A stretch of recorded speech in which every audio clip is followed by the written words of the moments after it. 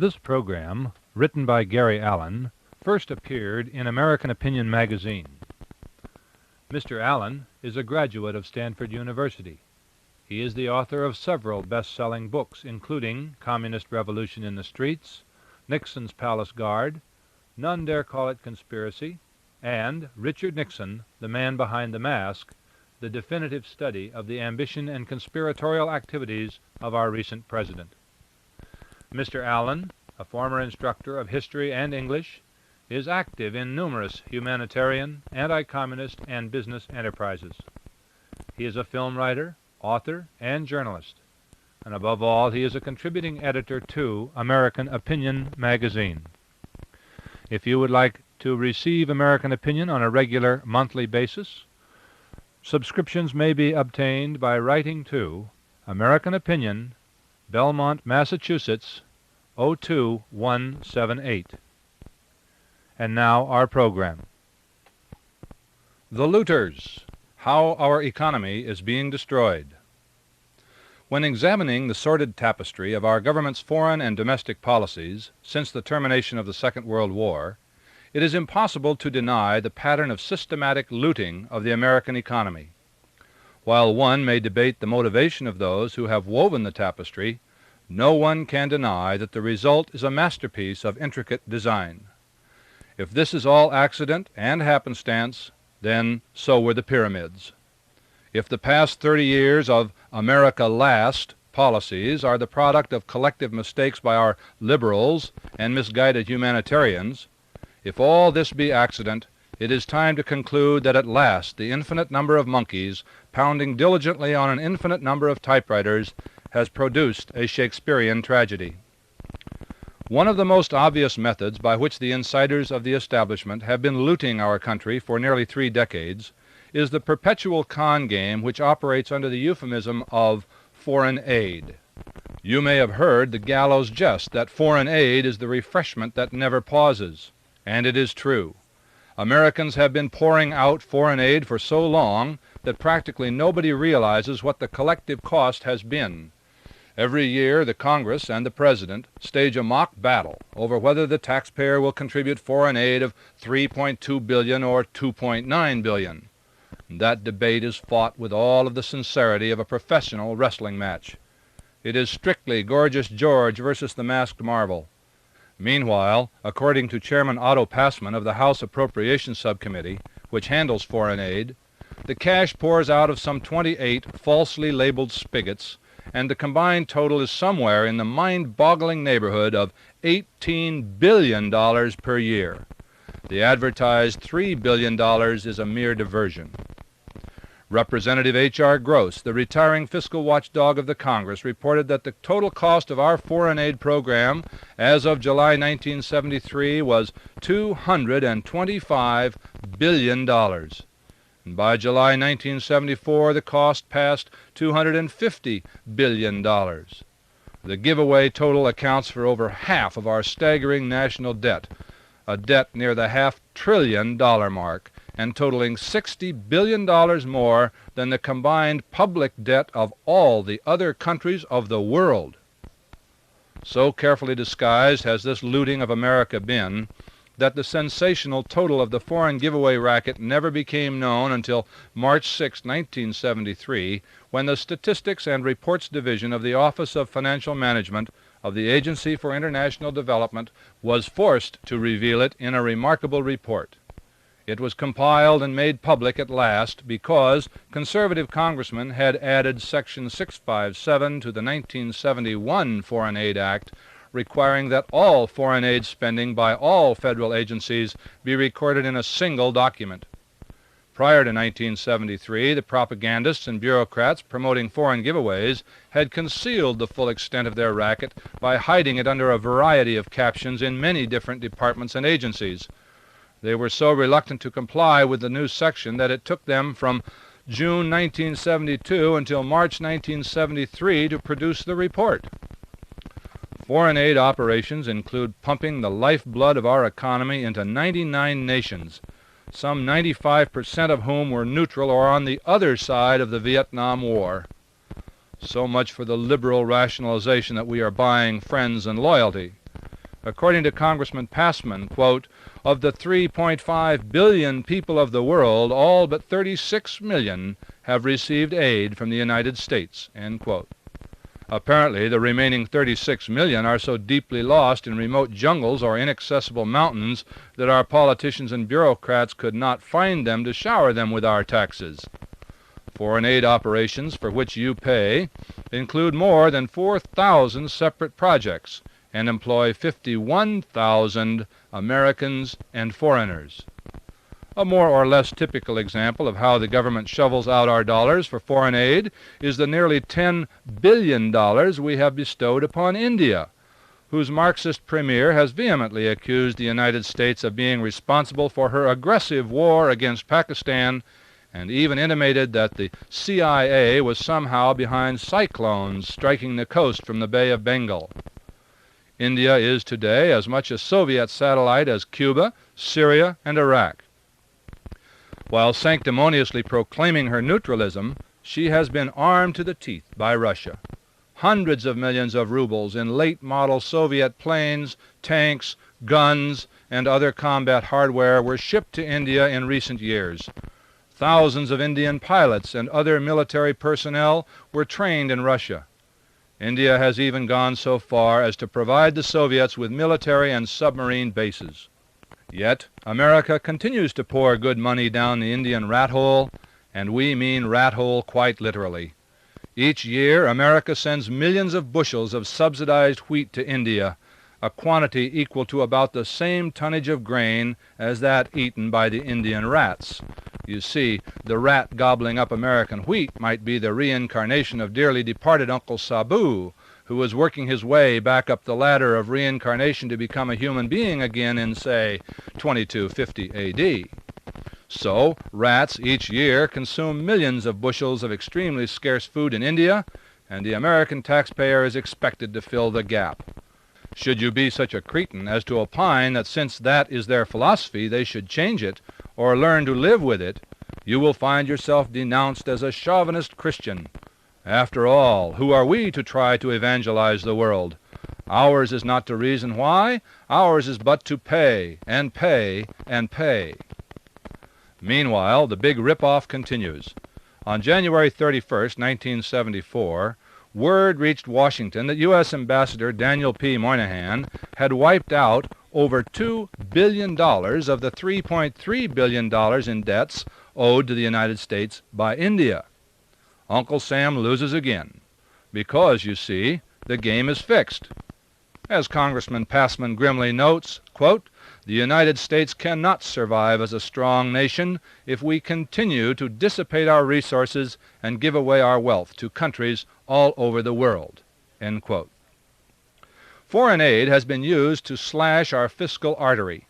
Not only has the wound gushed out $250 billion of the taxpayers' blood, it has, by doubling our national debt, fostered the inflation which is each year robbing the American people of tens of billions of dollars in purchasing power. As you may know, the national debt is funded by government bonds, which are used by the Federal Reserve and the banking system as the basis for creating new money, inflating our money supply just as more air blows a balloon bigger and bigger until it bursts. The more foreign aid, the more national debt.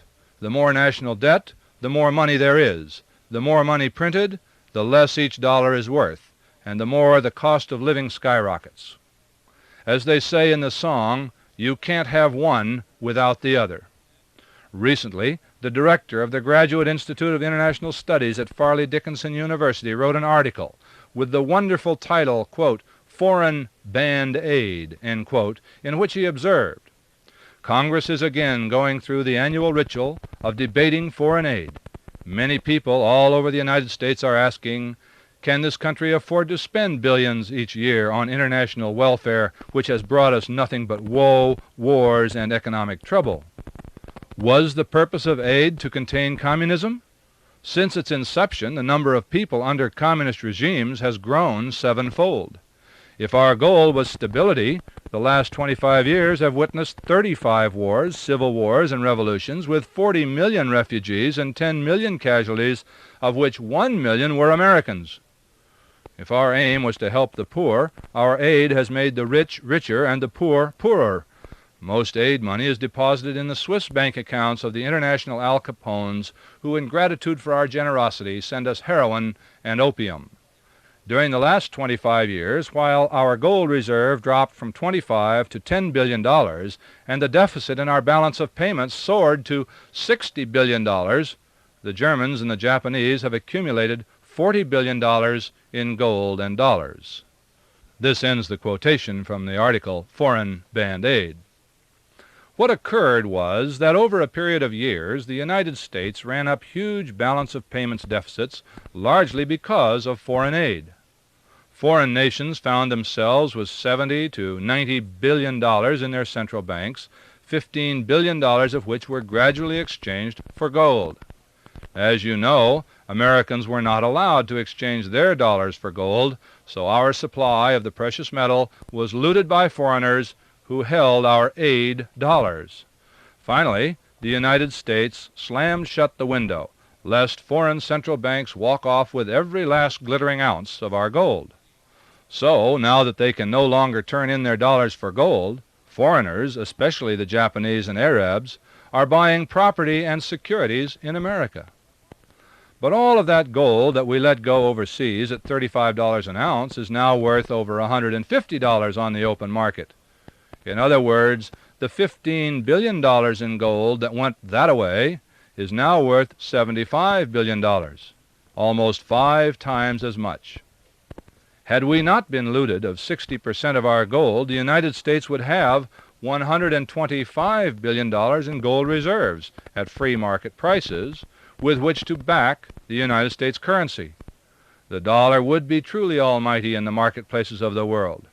Instead, monetary conspirators have wholesaled our gold at bargain basement prices to strengthen foreign currencies and build foreign economies at the expense of our own currency, foreign trade, and economy. The total indirect damage done to the United States by the looting that is foreign aid is probably incalculable. But if you consider the consequences of the inflation it has created, the cost has run into the hundreds of billions of dollars. Since foreign aid is responsible for half of our increasingly astronomical national debt, for instance, we are paying $15 billion per year just in interest on the money that our politicians gave away. From here, the plot sickens. Instead of digging ourselves out from under past mistakes, the Nixon administration had been stoking the socialist steam shovels to turn us ever deeper into the pits of collectivism. The looting of America is not being supervised by Vandals, Huns, or even the once feared Visigoths, but by American politicians, international bankers, and arrogant bureaucrats in Brooks Brothers suits. An increasingly important tool for the looting of America is the Export-Import Bank, known as Ex-Im Bank. It was established in 1934, but it wasn't until Richard Nixon signed a presidential determination on October 18, 1972, that the Ex-Im Bank began to finance trade with the Soviets. During its first 25 years, it had carefully authorized some $10 billion in credits for 1,600 projects in 69 countries, mostly in Latin America. Then, with the launching of the Marshall Plan following World War II, the Ex-Im Bank extended its activities into Europe, Asia, and the Middle East. During 1973, it pumped out $2.4 billion in loan guarantees. The process by which the Ex-Im Bank works is simple enough. A U.S. exporter goes to his own bank, which makes arrangements for the Ex-Im Bank to loan money to the exporter's foreign buyer. Ex-Im Bank then grants a credit to the American bank, which pays the U.S. exporter. Thus, the exporter is immediately paid in inflationary deficit dollars. The American bank is cut in on the deal, and the foreign importer gets a subsidized interest rate. Who pays the interest subsidy? You hardly need ask. The U.S. taxpayer pays it through Treasury grants to the Ex-Im Bank. Thus, the Ex-Im Bank has been making loans to foreigners at 6% when the prime rate is 10%. The difference is a 4% subsidy to any foreigner who buys our goods. General Thomas Lane comments, quote, "Why is the prime rate at 10%? When Congress is depreciating the dollar at 5% per year, you have to charge 10% to make 5. If a buyer borrows dollars at 6% for 5 years, and in that period the dollar has depreciated 25%, the buyer has only paid 1% per year for his loan." End quote. What happens if the foreign buyer defaults? Auf Wiedersehen. Adios. Sayonara. If the customer sneaks out of the restaurant without paying the check, the waiter puts the arm on, that's right, the American taxpayer, who once again picks up the tab. How would you like to be in a business in which the government paid you in full for all sales and accepted the responsibility for collecting all accounts receivable? As General Lane notes, quote, "In this system, the U.S. exporter has nothing to lose by sales to bad credit risks. The United States Commercial Bank has nothing to lose. The inclination, therefore, under our profit system is to sell products to anyone who will sign a loan agreement which you can run by the Ex-Im Bank. Irresponsibility is rewarded. It is an old story. Public money is nobody's money. As a sense of civic responsibility declines, the public money is used to private advantage. But more than that, the reckless profligacy of the Congress in providing funds for such purposes undermines the sense of civic virtues in our government." End quote. As with other free enterprises, we favor foreign trade. But when the great American exporters ask the taxpayers to take the risks while they take a guaranteed profit, it is no longer trade, but looting. It is no different than if you were an automobile dealer selling cars to deadbeats in Chad and asking the taxpayers to pick up the payments. Assuredly, you could sell lots of Cadillacs that way. You could, in fact, loot our country of every Cadillac that could be made. And you wouldn't care a fig whether the customer ever pays for the car. Once again we quote Thomas Lane. Quote, "In this operation, the inside operators of international trade have arranged a bonanza for themselves at the expense of the defenseless taxpayer. Whatever the Depression purposes may have been in the 30s, the bank has long outlived its usefulness.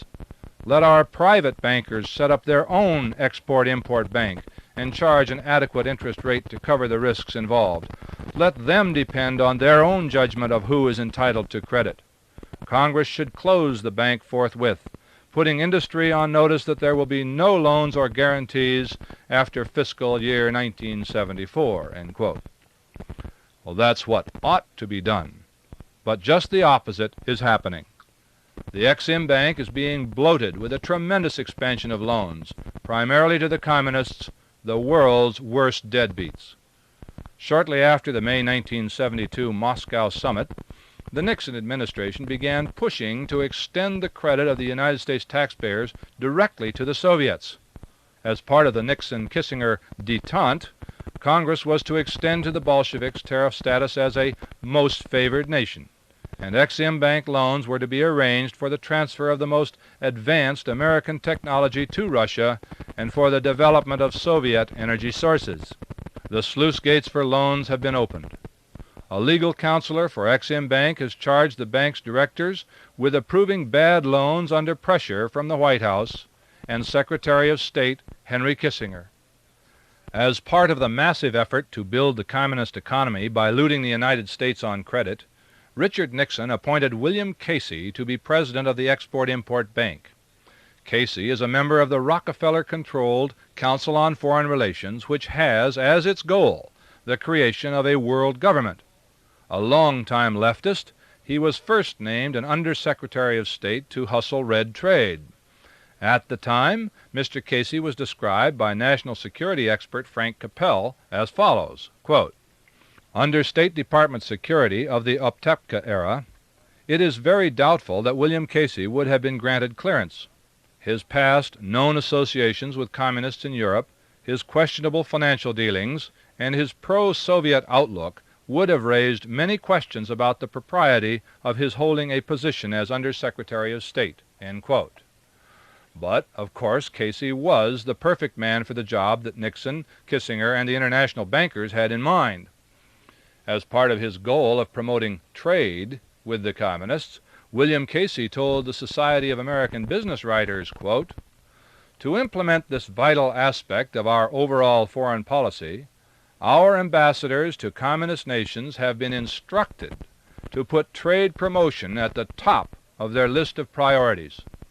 Shortly, we will have doubled the number of State Department employees serving in commercial positions in the USSR, Eastern Europe, and China." End quote. Naturally, the communists are delighted to have the American super-capitalists build factories for them as long as the American taxpayers agree to pick up the tab when the commissars default. It is foreign aid in a big way. The first of the giant projects we are inflating our currency to build on credit for the communists is the Kama River factory, which is to be the largest producer of trucks in the world. But please try not to mention that trucks are the backbone of modern military operations and that truck factories build tanks during wartime. The Kama River factory will produce 150,000 heavy trucks and 150,000 heavy engines per year, more than the combined output of such trucks by all American factories. And the complex is being built by a division of the Pullman Company at a cost of $2 billion. The Soviets are going to put up 10% of the cash for the project, while David Rockefeller's Chase Manhattan Bank and the Export-Import Bank will each put up 45%. According to U.S. News and World Report of March 25, 1974, quote, "Chase experts see Kama River as a billion-dollar beginning for U.S. suppliers." End quote. Other U.S. corporations involved include General Motors, Rockwell International, IBM, Honeywell, Westinghouse Electric, U.S. Industries, and Ingersoll Rand. To say that Exim Bank is bending over backwards to accommodate the Soviets with the taxpayers' dollars is the equivalent of saying that J. Paul Getty is moderately certain that his personal check won't bounce. The length of Exim's usual loans range from 3 to 5 or 7 years. The repayment period for this loan is 12 years, with a grace period of 4.5 years, which means that it will be 16.5 years, if ever, before anyone sees the first payment. Try to get that kind of a deal as an American businessman at 6% interest. And what happens when the comrades don't pay? Do we foreclose and repossess the factory? That's about as practical as growing bananas in Minnesota. Krupp, the German industrial giant, has already experienced a near collapse as a result of its dealings with the Soviets and had to be bailed out by its government. But, you say, surely David Rockefeller, the shrewdest and most powerful banker in the world, would not risk Chase Manhattan's money unless he were sure of repayment. You're right. David is sure of repayment. Chase's loan is guaranteed by the U.S. taxpayer through other government agencies called the Overseas Private Investment Corporation and the Foreign Credit Insurance Association. The U.S. taxpayer is on the hook for every dime. Just as with the Exim Bank loans, OPIC and FCIA guarantee the businessman a profit no matter how bad the deal turns out. What is happening is that we are giving the Soviets a $2 billion truck plant and ensuring the Rockefellers a cut on the interest of a loan that the American taxpayers will pay when the comrades decide, after 16.5 years, to thumb their noses at us. And the Kama River project kicked off a spree of such looting. One of these loans was for $36 million to help construct and equip an international trade center in Moscow. Joint venturing in this deal, all fully guaranteed by you, are Chase Manhattan and the Bank of America. Arranged by Armand Hammer of Occidental Petroleum, a personal friend of Lenin and a son of a founder of the U.S. Communist Party, the huge trade center will be built by the Bechtel Corporation. Comrade Hammer and his Occidental Petroleum also have a huge natural gas deal in the mill with the Soviets.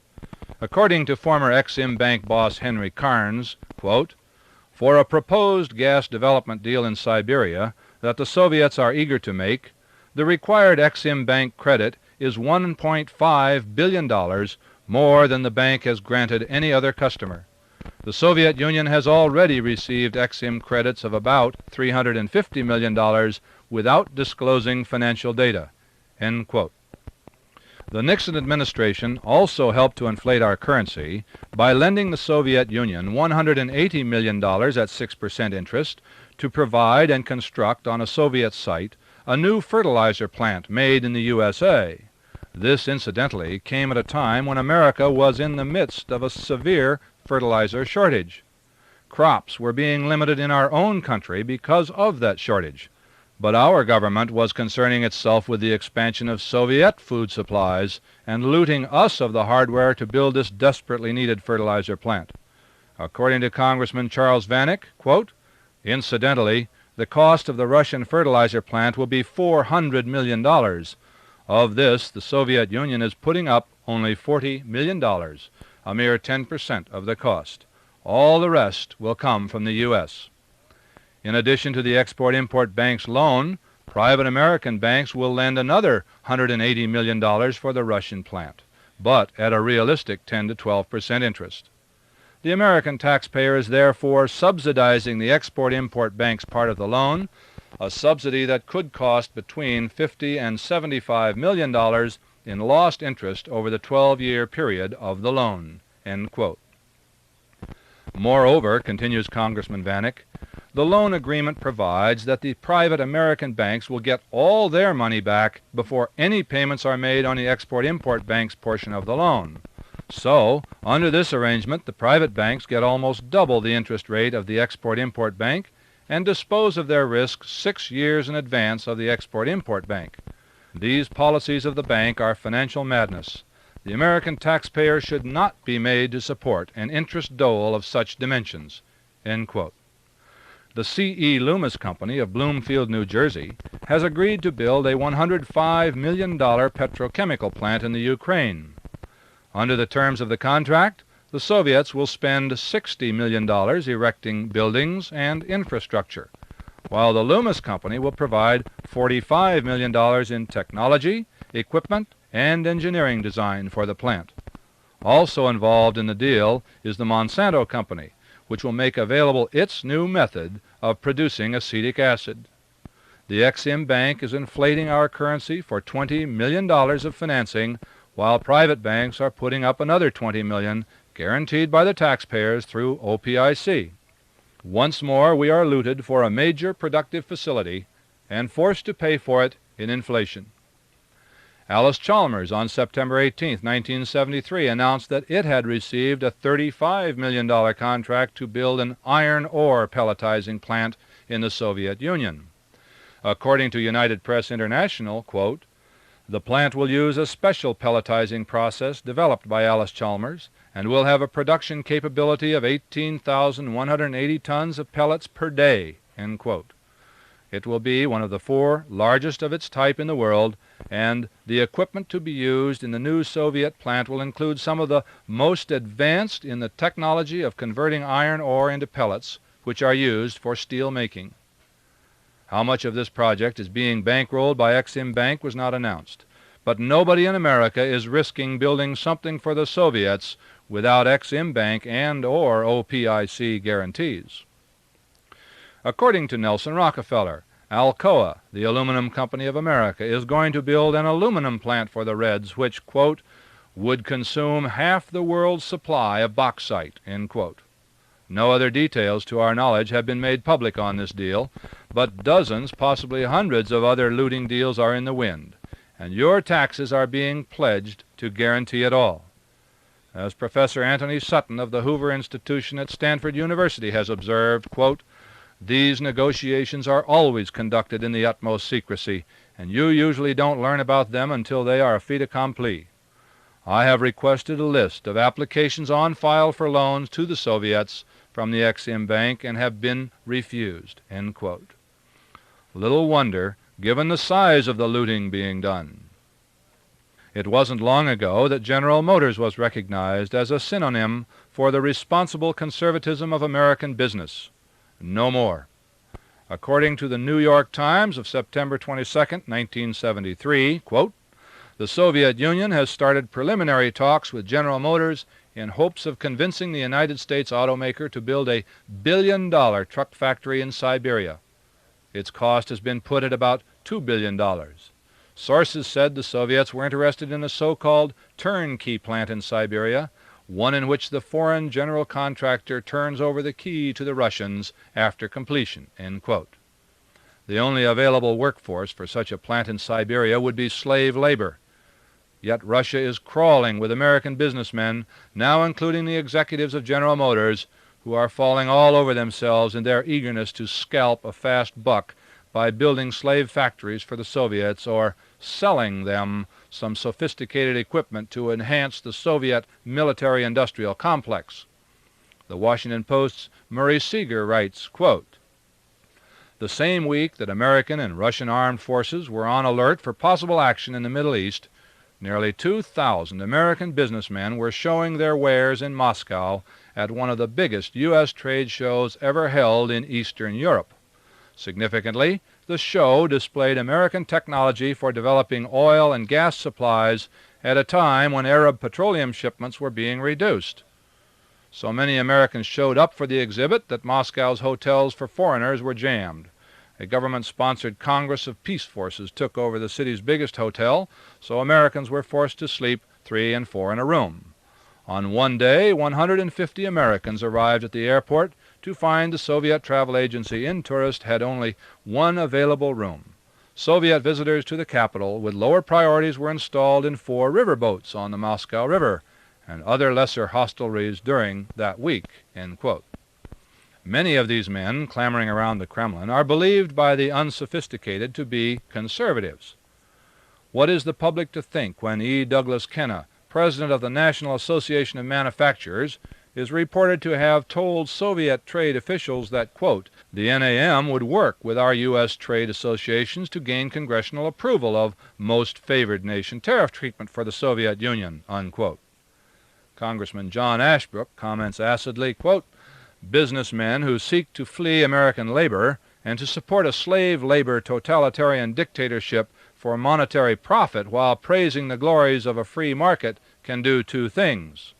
Have the decency to stop biting the conservative hands that allow them to feed here and in Russia, and stop associating themselves in the public's mind with conservatism, end quote. Alfred R. Wentworth, senior vice president of Chase Manhattan Bank and head of Chase's recently opened Moscow office, has stated, quote, the Soviet Union is the last great undeveloped market for the United States. It now is opening up, and our bank wants to participate in the many opportunities being created, end quote. Mr. Wentworth terms this the year of the American in the Soviet Union. United States trade with the Soviets reached a record $642 million in 1972, and then passed $1 billion in 1973. All predictions are that the looting will continue to skyrocket in 1974 and 1975. Soviet officials are optimistic too. Nikolai N. Smelyakov, Deputy Minister for Foreign Trade of the Soviet Union, states, the trade potential between the Soviet Union and America is substantial, and we are experiencing no difficulties at all in obtaining credits for our trade, end quote. Yuri I. Bobrikov, chief researcher at the Soviet Institute for the Study of the United States, says, quote, judging from the scale and rate of increase of the trade, the U.S. may become the leading non-socialist trade partner for the Soviet Union within another year or 2, end quote. One would think that the energy shortage in America might have slowed the flow of money, materials, and technology to the Soviet Union. Congressman John Ashbrook investigated and reported, quote, with the United States facing a serious energy shortage, you would expect that American equipment and supplies would be going to develop new oil and gas resources inside the United States. This assumption is logical, but it is wrong. According to Leo Welt, who conceived and ran a recent trade show in Moscow, U.S. petroleum equipment and service suppliers already are on their way towards selling $1 billion worth of such items for use in the USSR oil and gas activities. These items include many thousands of tons of pipeline coating sold by Kendall Polychem, $42 million worth of crawler tractors by International Harvester for pipeline construction, and $3.5 million for exploration items by Halliburton Wellex and Dresser Industries. Perhaps after we have finished developing the Soviet economy, we can turn to our own needs." End quote. While our government was financing the shipment of scarce oil drilling equipment to the Soviet Union, it kept on the price controls in the United States. Tens of thousands of desperately needed oil wells were not drilled in this country because of what Business Week of December 8, 1973 called a severe shortage of drilling pipe and well casing. Because of Mr. Nixon's price controls, much of that pipe was being exported at fat world prices. During the oil boycott, more pipe needed to drill wells in the United States was bought up by the Arabs.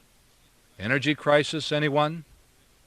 So blatant is this looting that the liberal commentator John P. Roche has compared Moscow's manipulation of American businessmen to rolling a drunk. Mr. Roche writes, quote, "Does anybody really appreciate the cosmic irony involved in the present deals between the Soviet government and various American manufacturers? At the American end, the enterprise is justified by everybody from Secretary of State Henry Kissinger down as a technique of cementing political relations. The theory is that once the Russians get thoroughly dependent on us for spare parts, their ideological compulsions will wither away. In short, the American protagonists have adopted the quintessentially Marxist logic that economic relationships determine the behavior of political superstructures. As the United States Chamber of Commerce prepares to hang a portrait of Karl Marx over the mantel in the director's room, that's right, the Soviet spokesmen are busy asserting the primacy of political power. In this, they can draw sustenance from Lenin's 1921 New Economic Policy and from his improvisation of a category known as progressive capitalists. Lenin, who never let little theoretical problems interfere, kept assuring his distressed colleagues, notably the compulsively abstract Trotsky, that if it ever came to the crunch, the Bolsheviks could seize the foreign assets. That is, Lenin asserted the supremacy of the political over the economic relationship." End quote from Mr. Roche. And when the crunch came, the assets were seized, just as they will be again. When that happens, the American taxpayers will pick up the tab, and the result will be that we will have massively inflated our currency and looted America to give the Soviets, as foreign aid, the greatest military-industrial complex on Earth. At one time it was illegal, for reasons of national defense, to ship strategic materials or advanced technology to the Soviet Union. Then, during the LBJ era of bridge building, the restrictions were shredded. What little was left on the list was decimated by the Nixinger regime, so that we are now openly sending the Soviets everything but atom bombs, and we are working out details to provide them with nuclear reactors. There is virtually nothing we have for which the Soviets cannot loot us on the sneak-away plan. We are even going so far as to replace the backbone of the Soviet computer system, the Abacus, with our most sophisticated computers. In an article entitled "The Great Bleep Forward," Time of July 16, 1973, quoted Wade Holland, editor of RAND Corporation's Soviet Cybernetics Review, as stating, quote, "The Soviet computer industry has always been a shambles." End quote. Now, Time continues, quote, "Control Data Corporation has delivered the largest Western machine in the Soviet Union, a Model 6200, now at the Dubna Research Institute. The company is negotiating the setting up of a time-sharing network in Russia. Honeywell's French-based subsidiary has just installed an automated record-keeping system at the Goss Bank in Leningrad. Last May, IBM sold a computerized reservation system to Intourist, and the Soviets' new Ryad series is designed to be compatible with IBM peripheral equipment and software. U.S. businessmen who deal regularly with the USSR say that IBM is engaged in a new round of secret talks with the Soviets, but IBM executives will not confirm it. Honeywell men are negotiating with the Soviets and expect to open a Moscow office soon. In the past, the U.S. government has blocked sales of many high-technology items like computers to the Soviet Union if it appeared that national defense might be compromised. In the rosy afterglow of the Nixon-Brezhnev summit, U.S. computer men are hoping President Nixon will relax the embargo." End quote from Time. Needless to say, at the same time he was proposing the largest military budget in peacetime history, Richard Nixon relaxed the embargo. Human Events of March 9, 1974 reported, quote, "Kissinger is now considering sending the Russians high-grade computers, the 6600 series. While these computers could be used for commercial purposes, technical experts stress that they also will have considerable military value and can be used in improving Soviet missiles, MIRV technology, and exotic guidance systems." End quote.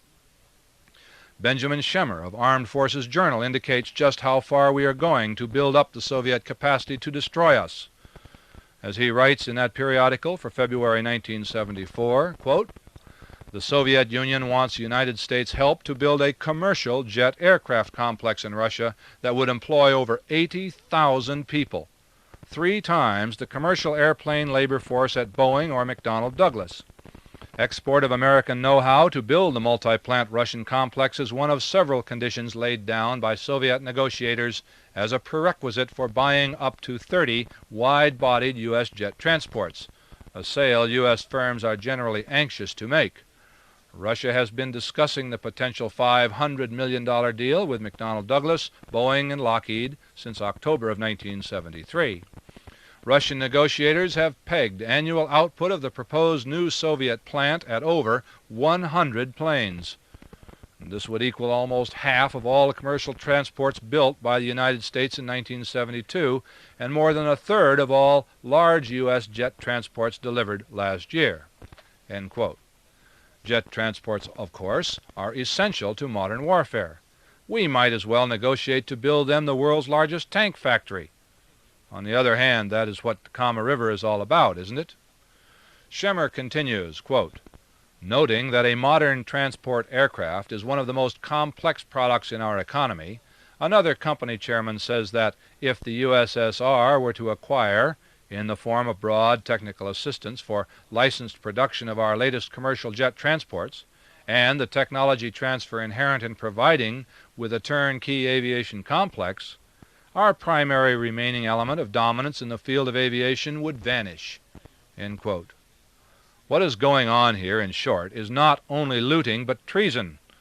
Constructing some of the world's largest factories for the Soviet Union and shipping the Communists the most sophisticated United States technology and equipment has a multitude of implications. Professor Anthony Sutton, the world's foremost expert on the use of Western technology to develop the Soviet Union, has written an entire book on this subject, giving it the provocative title, "National Suicide." The military potential of the industrial plants which we are building for the Soviet should be obvious to anyone. Trucks, aircraft, oil, steel, petrochemicals, aluminum, computers. These are the very sinews of a military-industrial complex. These factories, the product of American genius and financed by American capital, could have been built in the United States. Instead, they are constructed at the U.S. taxpayers' expense in the Soviet Union, a nation whose masters will keep millions in concentration camps and who have sworn to bury us. True, the liberal establishment tells us that the Soviet leaders are only kidding when they tell their own people that they are accepting American aid in order to become strong enough to destroy us. But it is unlikely that Communist Party boss Leonid Brezhnev was jesting in June of 1971 when he declared in Moscow, quote, "There is no lull, there can be no lull on the ideological front. That war continues and will continue until the complete victory of communism." End quote. Yet the program to loot America to build the Soviet Union is escalating. And remember that the factories we are constructing for the Communists represent the latest in American technology. This technology is unobtainable anywhere else in the world. As Professor Sutton observes, quote, An American corporation may spend decades and millions of dollars developing a particular process or perfecting some new machine, and then transfer it in toto to the Soviet Union." End quote. This research and development has taken place with tax-deductible dollars, once again leaving the American taxpayer to foot the bill for the looting. Another important thing to remember is the strong possibility that Russian factories using American capital and American technology will, with Soviet slave labor, produce goods which in world markets will undersell those produced by American labor. Just as many thousands of Americans have already lost their jobs to foreign labor working in European and Asian factories constructed with American foreign aid, still more American workers will be put out of work by their own government. In fact, that is just what our runaway capitalists have in mind. A report by Senator Frank Church of the July 16, 1971 meeting between himself, David Rockefeller, and Soviet Prime Minister Alexei Kosygin includes the following, quote, "Mr. Rockefeller commented that a U.S. firm would expect to make a profit on its investment. Would that be possible? Kosygin saw no reason why it couldn't be arranged. The U.S. firm would get the product at an agreed price in exchange for services rendered, building the plant, providing technical and managerial know-how, and then sell the product on the world market at whatever price it desired or could obtain." End quote. The profit advantage is all in slave labor, a product of which Senator Church and banker Rockefeller apparently approve. For the American workers, paying for these deals with their taxes, it means job suicide. Already, American trade with and construction in the Soviet satellites at this juncture outstrips that with the Moscow slave master. And it is no small potatoes. While the United States is in the throes of an electricity shortage, Westinghouse Electric and General Electric are proceeding with plans to build a $250 million nuclear power plant in communist Yugoslavia. Again, suicide. General Tire is building a $75 million radial tire factory in communist Romania, with an option to purchase an equity position in the venture that would assure it the pricing benefits of slave labor. Control Data Corporation is building a $2.2 million plant in Bucharest, Romania to make computers, and will keep a 45% interest in the deal. Computers do not distinguish between military and civilian inputs, by the way. Swindell Dressler, the division of the Pullman Company, which is the prime contractor on the Kama River project, is constructing a $42 million foundry in communist Poland, hard metal for the great Polish arms factories. Westinghouse Electric Corporation has signed a $10 million contract to design and equip an advanced electronics manufacturing plant near Warsaw, electronics for modern arms. The Corning Glass Company will equip a highly automated light bulb factory in communist Hungary, capable of producing 1.5 million light bulbs a day. Slave labor competition for American industry. And on and on. Meanwhile, so-called clean or low-sulfur coal is being shipped from the United States to communist Romania and Yugoslavia, while the American steel industry is in desperate need of such fuel. According to syndicated columnist Victor Riesel, quote, "So acute is Bethlehem Steel's need for this low-sulfur coal, it is cutting back hot metal production by 1 million tons in the next 6 months. It's not that Bethlehem, U.S. Steel, Republic Steel et al. Refuse to pay. The government won't allow them. Professor Dunlop's sagacious-appearing cost of living council has clamped a ceiling on what the American steel industry can pay. But there are no price controls on coal exported to Europe, Asia, and Latin America, nor are there price controls on what the American mine operators can charge electric power utilities.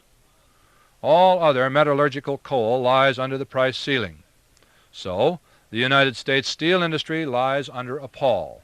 Some now live a hand-to-furnace-mouth existence. Few have more than dangerously short supplies of this special coal." End quote. Having carefully arranged to commit suicide by firing the communist furnaces while our own are cold, to rebuild Russian tanks and Russian planes and the Russian nuclear industry, and to feed the Russian bear, it is obviously time to provide for the Chinese dragon. According to the Los Angeles Times of December 17, 1973, the Red Chinese are just dying to do business with genuine, bona fide American capitalists. And just as with the USSR, the #1 hustler of trade with Maoland is David Rockefeller, the super-capitalist who is promoting a socialist world government. In fact, it was shortly after David Rockefeller gave a press conference in Hong Kong advocating trade with the Red Chinese that Nixon and Kissinger trotted off to see Mao in what amounted to a trade mission. That kicked open the door. Now, Chase Manhattan has become the official correspondent bank for the Red Chinese government. To help arrange the looting of our economy for the benefit of Comrade Mao, David Rockefeller has formed the National Council for U.S. Red China Trade. In addition to Rockefeller, the council is composed of Gabriel Hogg, Manufacturers Hanover Trust of New York, W.M. Blumenthal, Bendix Corporation, Southfield, Michigan, John W. Hanley, Monsanto Chemicals, St. Louis, Donald Burnham, Westinghouse Electric of Pittsburgh, Thornton Wilson, Boeing Aircraft of Seattle, William Hewitt, Deere & Company of Moline, Illinois, and Lucian Pye of the Massachusetts Institute of Technology. Rockefeller, Haig, Blumenthal, Hewitt, and Pye are all members of the Corporate Socialists' Council on Foreign Relations. Little wonder, with such promoters fronting the show, that the Canton Trade Fair recently drew 250 U.S. business executives. Says David Rockefeller, quote, "You must remember, the Chinese are not only purposeful and intelligent, they also have a large pool of cheap labor, so they should be able to find ways to get trading capital." End quote. If wages are low behind the Iron Curtain in Europe, imagine how attractive they are in Red China. Such things are not missed by David Rockefeller. Mr. Rockefeller is also in the oil business, and he apparently has big things in mind for his new friends in Peking. Robert S. Elegant writes in the Los Angeles Times of May 20, 1973, quote, "China and the United States are actively negotiating for cooperative exploitation of massive underseas oil reserves along the People's Republic's east and southeast coasts," authoritative sources have revealed. Long-term development of those resources, which are believed to exceed all the world's presently known reserves, will not only cement the Sino-American relationship, but will also radically alter the present world balance of power. The sources indicated that the oil resources joint exploitation would be the cornerstone of continuing and closer relationship between Peking and Washington, a relationship not merely economic, but political. Only the United States possesses the deep water technology and engineering hardware to sink wells in the 400 to 700-foot depths where most of the oil lies. Although China's total reserves are not yet known precisely, American interest centers on the undersea oil rather than the land fields. As early as 1968, preliminary surveys conducted by the American oceanographic ship Hunt concluded that the reserves were massive. Both political and commercial reticents have kept confidential the specific conclusions of subsequent exploration, but their results are, in the words of one authority, breathtaking. During that period, 5 years to get into production, the United States and China would be linked by common interests that far outweigh the differences between the two capitals. End quote from Mr. Elegant. Meanwhile, Mao and Company are flying Boeing 707 airplanes and dealing with United Aircraft for heavy-duty helicopters similar to those used by the U.S. military. United Aircraft is also negotiating to sell $100 million worth of the helicopters to Communist Romania, and Lockheed has just signed a protocol with the Soviets to build helicopters for the comrades. Standard Oil of Ohio has signed an agreement with the Red Chinese to supply them with the acrylonitrile production process necessary to manufacture the basic material in acrylics, Orlon, and other man-made fibers. Giving that process to Red China, where slave labor is available in the hundreds of millions, should about finish the markets of the American garment industry. The U.S. government has already given a major shot in the arm to Mao's textile industries by providing cotton, subsidized by the American taxpayers. In 1973, the Red Chinese bought, on the looters' sneak-away plan, some 755,000 bales of U.S. cotton. According to the Kansas City Times of August 21, 1973, this was equivalent to the amount of cotton exported to all countries during the previous year. Little wonder, with such massive looting, that the price Americans must pay for cotton garments, sheets, and fabrics has skyrocketed. Meanwhile, the ubiquitous Pullman Company has received 5 contracts valued at $130 million to construct large ammonia plants in Red China on credit. A satellite corporation of Pullman has been awarded Red Chinese contracts for looting America, again on credit guaranteed by the U.S. taxpayer, of 8 synthetic fertilizer plants. And so it goes. Besides looting our technology to assure industrialization of the communists, our government is also committed to looting our farms to feed the masses in the various workers' paradises. The great grain robbery has become so notorious that it has few defenders outside of the Nixon administration and the officers of the international grain companies who made fortunes on the steal. Throughout the entire summer of 1972, U.S. government officials, supposedly unaware of the extent of Russian purchases, blissfully encouraged the sale of 400 million bushels of American grain by maintaining prices artificially low through payment to exporters of some $300 million of tax subsidies. The comrades bought $1 billion worth of wheat. The U.S. government paid $750 million to facilitate the sale. Congressman Ben Blackman computed the total cost of the grain steal to the American public. He found that according to figures supplied by U.S. Comptroller General Elmer Statz, the massive grain deals with the Soviets quickly raised domestic prices of wheat from about $1.63 a bushel to nearly $4.50 a bushel. The statistics estimate that the minimum cost to consumers of wheat and other flour-based products amounted to $300 million during the first 9 months after the steal. By sending the cost of feed into the stratosphere, the looting of American grain added $1.5 billion to the meat bills of American housewives during the same 9-month period. The congressman calculated another $800 million in added costs to consumers for poultry, eggs, and dairy products. In addition to the $300 million of your taxes that went to the wheat wheelers and dealers, there was another $400 million for which we were looted in transportation subsidies.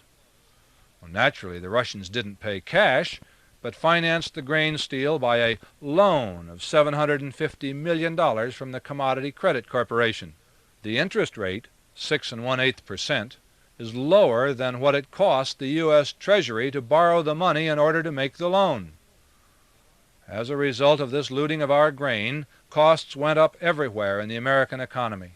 The $750 million credit was paid off in deficit dollars, adding greatly to inflation.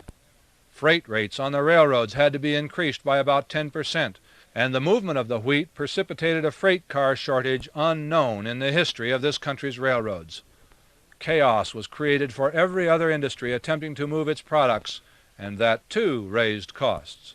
More directly, wheat shipments to the Soviets have caused a price surge at home which greatly increased the price of flour our bakers must buy. This resulted in a large number of bankruptcies among the independent bankers, which, so far, have cost 10,000 jobs. Other major losers were U.S. farmers, who had lost at least $120 million on the steal by September of 1972. Breeders were killing chickens because they could not feed them, and still sell at a profit in the price-controlled market. And dairymen were sending milk cows to the slaughterhouse because they couldn't make a profit on price-controlled milk after paying the exorbitant price of feed. Congressman Blackman concluded, quote, "If we sum up the cost of the Soviet grain deal to the American public, then we reach a sum which for the 9-month period exceeded $3 billion." End quote. But by this time that figure has nearly doubled, making the cost of putting bread on the tables of Moscow about $160 for every family in America. Do you think a national referendum authorizing such a proposition would pass? especially if it were known that thanks to the generosity of the American taxpayer, bread is 10 cents a loaf in Moscow and 60 cents a loaf in Los Angeles? Looting America can be very profitable or very costly, depending on which end of the deal you find yourself. By this time you should not be too surprised to learn that the Red Chinese and other communist countries have also been let in on the looting of American food. The Los Angeles Herald-Examiner for July 27, 1973, carried an article headlined, quote, "Russia, China, and Cuba to get food credits," end quote.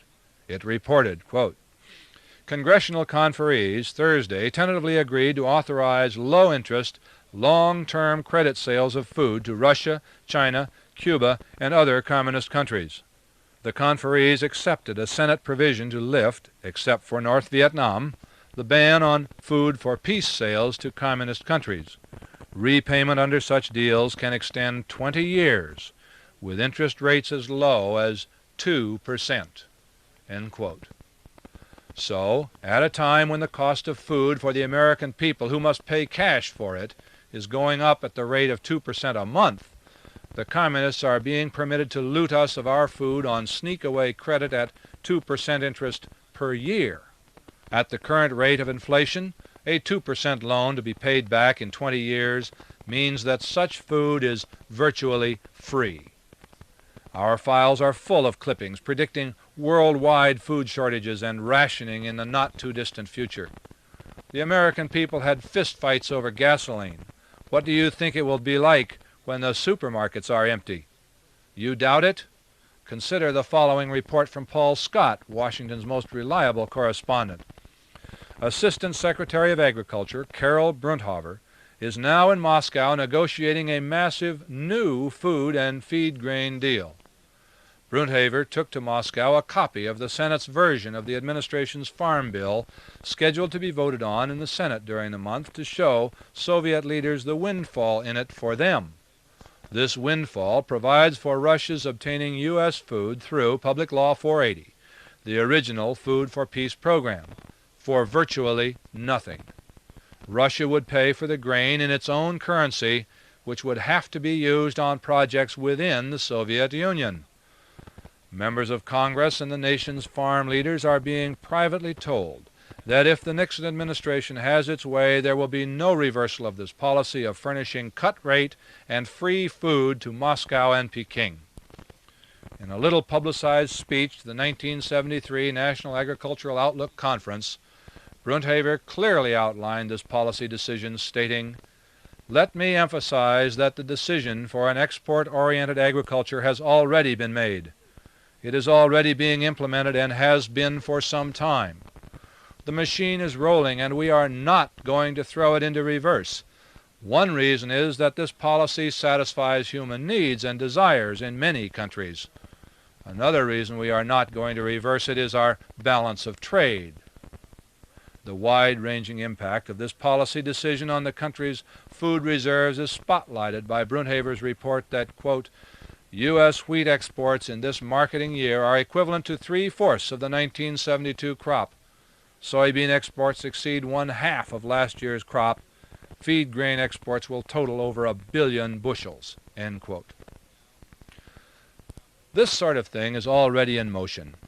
According to a dispatch from Hong Kong, on August 22nd of 1973, the United States, during 1973, sold the Red Chinese on credit some 3.2 million metric tons, that's 126.7 million bushels, of wheat, 950,000 metric tons of soybeans, and 630 metric tons of corn. The Department of Agriculture has refused to comment on the report that the Red Chinese have bought 120 million additional bushels of corn.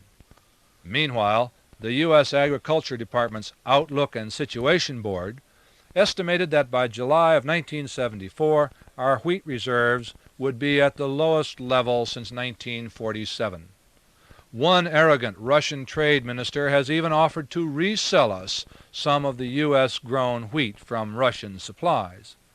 And if this happens, the Soviets will make a profit of about $4 a bushel on looted wheat we Americans were taxed to subsidize to them in the first place. It took Nixonomics and a foreign policy of capitulation and conspiracy to put this land of plenty in the position of begging a few of its own crumbs from the communists. Of course, it is not just the communist countries that get free lunch from Uncle Sam. The Los Angeles Times of April 22, 1973 reveals, quote, "At present, the United States contributes about $380 million worth of food aid to underdeveloped areas annually and another $700 million or so in credit sales to friendly countries." America's vast ability to produce food is one of our greatest assets. If the government will get out of the food business, our farmers can and will produce enough food to feed the United States and still export billions of dollars worth of food each year. There is nothing wrong with selling food overseas, as long as it is a genuine sale and not a credit sneak-away or outright giveaway at the expense of the American taxpayers. But, tragically, our government seems to be committed to giving away not only our food, but more and more of our substance of every kind as part of a deliberate plan to loot America while strengthening the communist world in anticipation of a new world order, a great merger into a world superstate.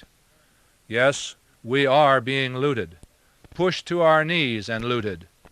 Unless something is done, and done soon, we will, in a generation, have prostrated ourselves before a ravenous world and surrendered our wealth and our liberties to join the slave camps of the would-be masters of the New World Order, who even now have their boots on our necks.